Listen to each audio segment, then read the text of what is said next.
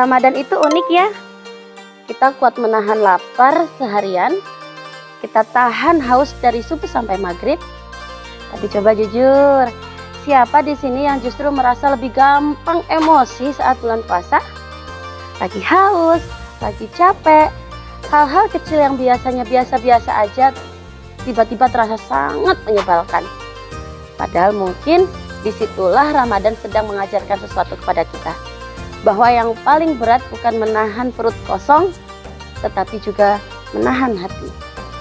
Karena saat kita menahan hati, menahan emosi, kita juga sedang belajar mengendalikan diri. Dan untuk bisa mengendalikan diri, kita perlu paham dulu nih, sebenarnya marah itu apa sih? Marah itu perasaan, dan perasaan itu tidak salah. Yang jadi masalah itu adalah cara kita meluapkannya.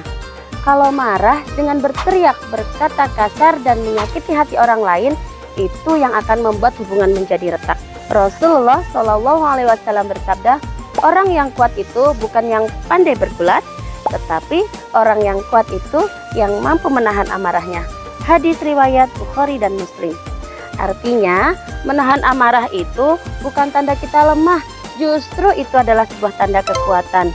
Karena satu kalimat saja yang bisa menyakiti hati orang lain itu akan selalu diingat dan membekas di umur hidupnya. Artinya, menahan amarah itu bukan tanda kita lemah, justru itu adalah tanda kekuatan. Karena satu kalimat saja saat marah bisa membekas dan melukai hati orang lain sampai diingat seumur hidupnya. Nah, kalau marah jangan langsung meledak dulu ya. Coba lakukan ini dulu.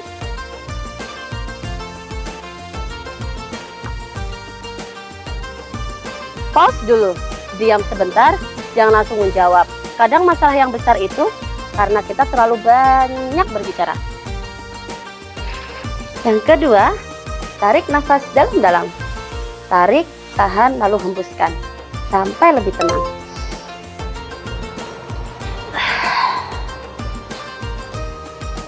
Ketiga, turunkan suara.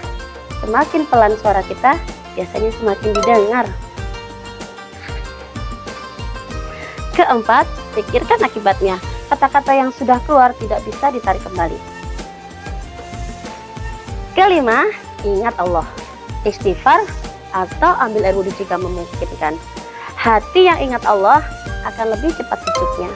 Marah itu biasa, tapi yang bisa menahannya itu baru luar biasa. Menahan amarah bukan berarti kita tidak tegas, tapi kita memilih cara yang lebih bijak. Di rumah, anak belajar dengan orang tuanya. Di sekolah, murid belajar dengan gurunya. Dan kita semua belajar menjadi pribadi yang lebih baik.